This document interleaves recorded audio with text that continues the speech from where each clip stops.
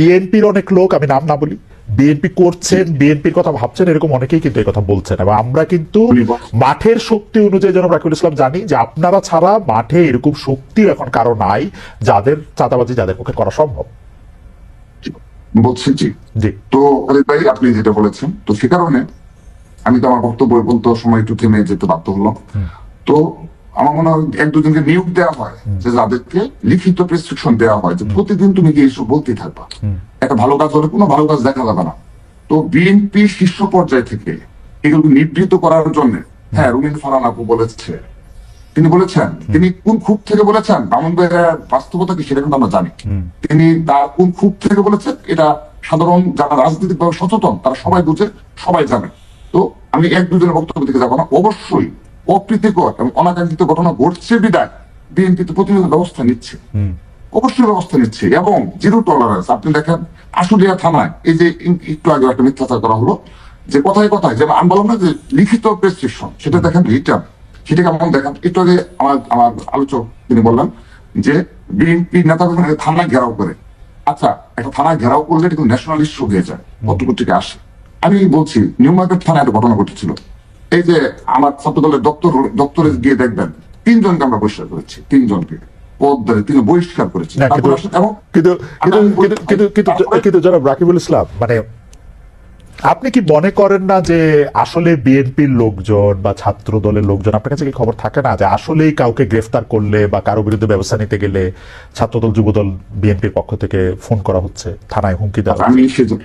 আমি সেজন্য বলছি ভাই। জি। তো তারপরে আসলে এত দেখলাম যে বিএনপি পিয়ন পরিচয় দিয়ে, পার্টি অফিসে কিংবা ওই মহাসচিবের নাম, ড্রাইভারের পরিচয় দিয়ে একটি এবং ভিডিও, তার বিরুদ্ধে শুধু ব্যবস্থা না বলা হচ্ছে, তাকে অ্যারেস্ট করে তার আইনানুগ ব্যবস্থা নেওয়া উৎসাহিত করা হচ্ছে।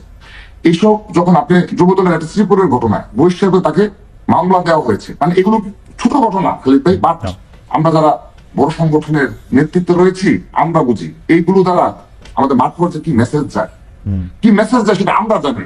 আপনি একটি ঘটনা দিয়ে পুরো বাংলাদেশে নেতাকর্মীদের শিক্ষা দেওয়া হয়েছে, তুমি যদি এগুলো করো পার্টি তোমার দায় নেবে না, নিবৃত্ত করা যায়। আমরা সেই প্রক্রিয়ায় রয়েছি এবং আমি একজন সচেতন রাজনীতিবিদ, রাজনীতির ছাত্র সংগঠনের প্রেসিডেন্ট হিসাবে আমি বলছি বিএনপির পক্ষ নিয়ে না। বিএনপি যদি এই স্টাইলে তাদের যে জিরো টলারেন্স অপরাধের প্রতি, হ্যাঁ আমি তো অস্বীকার করছি না যে একদম গ্রাম পর্যায় পর্যন্ত কিছু হচ্ছে না, গ্রাম পর্যায়ে পর্যন্ত অপরাধটা কতটুকু করা যায়। এই যে মংলাপুর বলেন, চট্টগ্রামপুর বলেন, হ্যাঁ সচিবালয় বলেন, এখানে যাদের যাতায়াত রয়েছে তারা যে ধরনের, আমার মনে হয় আমি জনাব রাকিবুল ইসলামের ইঙ্গিতটি বুঝতে পেরেছি। আমার প্রশ্ন শুরু করার আগে আপনি কি শেষ করেছেন জনাব রাকিব? আরেকটু ভাই, আচ্ছা যদি আপনি 1 মিনিটে শেষ করেন। এখানে যাদের যাতায়াত রয়েছে এবং এখানে তাদের কাজটা কি, আমি খালিদ ভাই আপনি আমাকে শুরুতে প্রশ্ন করেছেন যে সর্বশেষ আপনার টকশোতে আমি ছাত্র দলের সভাপতি হিসাবে বলেছিলাম ছাত্র দলের সভাপতি হিসাবে যদি স্পেসিফিক দুর্নীতি কিংবা আমার এই পদের অপব্যবহার আমি করি, আমি আমার পদ থেকে অব্যাহতি দেব। আমি আপনাকে স্পষ্ট বলেছিলাম। তো খালিদ ভাই আপনি আমার কাছে প্রমাণ দেন একটি অভিযোগ, আমি আপনাকে চ্যালেঞ্জ করে বলছি আজকে। না কিন্তু এমন কি হতে পারে যে আপনি আসলে দুর্নীতি করতেছেন না কিন্তু আপনার লোকজন করতেছে চাঁদাবাজি, আপনি আপনাকে আলাদা করতেছেন? এটা কি হইতে পারে? না এটা কি হইতে পারে কিনা, এই কথা আপনার আসতেছে কিনা যে ধরেন ছাত্র দলের মধ্যে শুধু রাকিব চাঁদাবাজি করে না আর বাকিরা করে?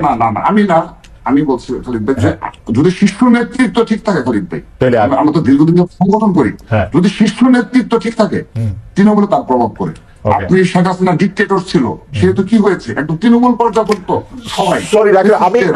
আমি একটু বোঝার জন্য আমি এখনই হান্নান মাসুদের কাছে যাবো আমার এটা বোঝার জন্য। তাহলে আপনি বলতেছেন যে বাংলাদেশে এই মুহূর্তে যে চাঁদাবাজির কাণ্ডগুলি করতেছে সেগুলি আপনারা কেউ করতেছেন না, বিচ্ছিন্ন দু একটা আমাদের বেশ কিছু বিপদগামী নেতাকর্মী রয়েছে, তাদের বিরুদ্ধে আমরা ইতিমধ্যে ব্যবস্থা নিয়েছি এবং অনেকে হয়তোবা দরজার বাইরে রয়েছে বিশ্বাস করি, কিন্তু কেন্দ্রীয়ভাবে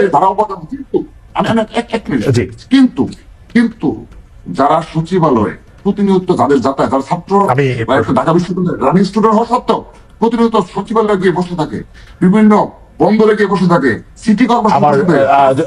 জনাব রাকিব আপনাকে একটু থামাচ্ছি কারণ আমার এই প্রসঙ্গে একটু জনাব হান্নান মাসুদকে শুনতে হবে। জনাব হান্নান মাসুদ, আসলে কিন্তু রাকিব এই কথাটা যে বলেছেন সেটার ব্যাপারে আমি একটু আপনার মতামত শুনতে চাই, কারণ আসলেই আমাকে অনেকেই বলছেন যে আপনারা সচিবালয়ে গিয়ে বসে থাকেন, থানায় যান, ডিসি অফিসে যান, পঞ্চগড়ে জেলা জজ সাহেবের ওখানেও আপনারা গিয়েছেন, জজ সাহেব চেঞ্জ করে দিয়েছেন। এই ব্যাপারে একটু আপনার মন্তব্য একটু শুনতে চাই, জনাব হান্নান মাসুদ, করছেন কিনা এগুলা?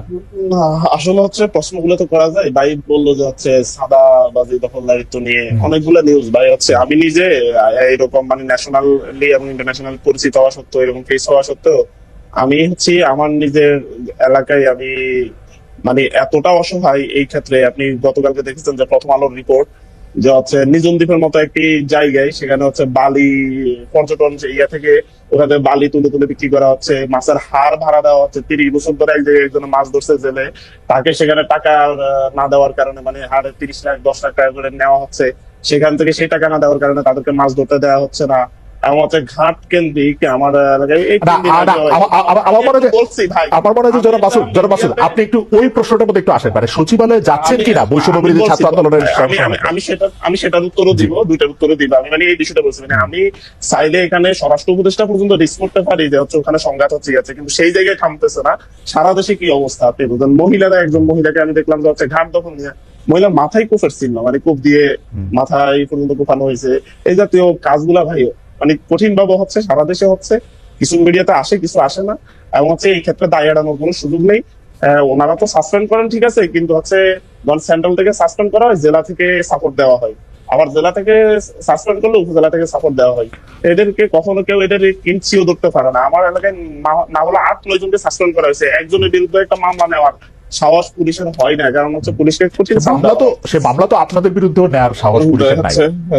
এখন আমাদের বিরুদ্ধে এরকম স্পেসিফিক অভিযোগ থাকলে অবশ্যই নিবে, আমি জানি না হচ্ছে কোথায়। না, আপনাদের বিরুদ্ধে আর পাশাপাশি ভাই যেটা বললো সচিবালয়ে, হ্যাঁ সচিবালয়ে আমি আজকেও গিয়েছি। সচিবালয়ে আমি আজকে গিয়েছি 4th-বারের মতো মনে হয় আমার আজকে যাওয়া হয়েছে, গত 7 মাসের মধ্যে 4th-বারের মতো আজকে গিয়ে আমি আমার ফেরি, আমার এলাকায় ফেরি 3 জায়গায় জন্য একই সিটিতে, না আমাদের এতটাই পাওয়ার, একটা সিটিতে 3 জায়গায় ফেরির ঘাটের জন্য টাকা বরাদ্দের আবেদন করা হয়েছে।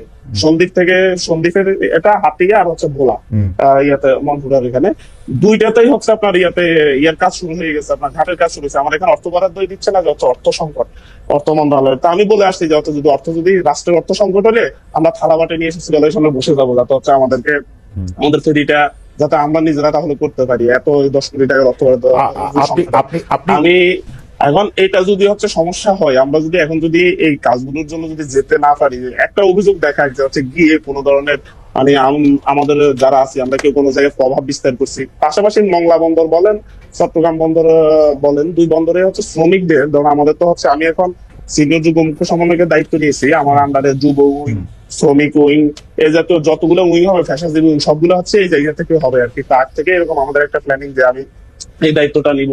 আমাদের শ্রমিক সংগঠন করার জন্য সারা দেশে যে কয়টাই শ্রমিক ইয়া করেছে, রিক্সা শ্রমিকদেরও আমাদের একটা কমিটি আছে, সেখানেও আমি উপদেষ্টা, কিন্তু ভাইরাল করা হয়েছে মংলা বন্দরের শ্রমিকদের উপদেষ্টা আর হচ্ছে চট্টগ্রাম বন্দরের শ্রমিকদের উপদেষ্টা। যতগুলো শ্রমিক কমিটি হয়েছে প্রত্যেকটা আমি উপদেষ্টা হিসেবে আছি, কারণ হচ্ছে এটা আমাদের দলীয় একটা সংগঠন, মানে সহযোগী কি বলে। কিন্তু জনাব হান্নান মাসুদ, আমি আসলে বারবার এই প্রশ্ন করতে আমি আসলে আপনাদের আমি আরেকটু মজার বিষয় বলি না, আর মজার বিষয় বলার আগে একটু কম মজার বিষয় একটু বলে নেবেন কিনা সেটার জন্য একটু বলতেছিলাম। চট্টগ্রাম বন্দরের কোন অফিসে কখনো কোন একজন অফিসারের সাথে আমার আজ পর্যন্ত কখনো দেখা হলো, উল্টো এই কমিটি করার পরে সেখানের চট্টগ্রাম বন্দরের চেয়ারম্যান আমাকে উকিল নোটিশ পাঠিয়েছে যে এই জায়গায় নাকি হচ্ছে শ্রমিক কমিটি করার কোনো সুযোগ নেই এবং হচ্ছে এটা আইনি জবাব দিতে হবে। তো হচ্ছে চেয়ারম্যানের সাথে একটা বিষয় বুঝাতে চাচ্ছে যে হচ্ছে মনে হয় যেন চট্টগ্রাম বন্দর আর হচ্ছে মংলা বন্দর পুরোটা আমি কন্ট্রোল করি, এবং আসলে করেন না তো যারা আসলে করেন না তো না, কিভাবে করবো আপনি বলেন? মানে হচ্ছে আমি তো সেটা জানি না, আমি তো সেটা জানি না। আমি যদি মানে লক্ষ লক্ষ রিক্সা শ্রমিক আছে, আমি যদি 1000 জন দিয়ে একটা কমিটি দিয়ে যদি আমি সেই কমিটির উপদেষ্টা হই, তাহলে সারা দেশের রিক্সা শ্রমিকদেরকে আমি কন্ট্রোল করি, সারা দেশের রাস্তাঘাট আমি